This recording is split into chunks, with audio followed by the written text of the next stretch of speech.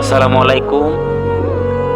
এটা হচ্ছে আমাদের প্রিয় নবী হযরত মুহাম্মদ মুস্তাফা সাল্লাল্লাহু আলাইহি সাল্লামের বাড়ি। এটা হচ্ছে নবী করিম সাল্লাল্লাহু আলাইহি সাল্লামের বাড়ি। এটা বর্তমানে একটা লাইব্রেরি।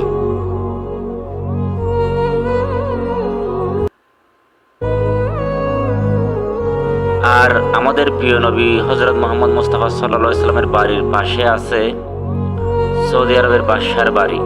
এই যে বড় বিল্ডিং দেখতেছেন, এটা হচ্ছে বাদশার বাড়ি। আর এর পাশে দেখেন ৯ নম্বর টয়লেট, এটা হচ্ছে আবু জাহেলের বাড়ি।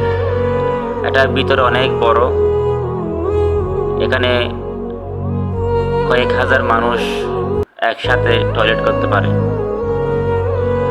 আর এর পাশে দেখেন একটা বিরাট একটা মাঠ, একটা ময়দান, এটা হচ্ছে হারাম শরীফের একটা অংশ।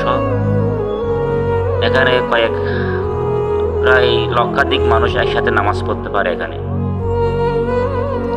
খুবই সকালবেলায় কোনো মানুষজন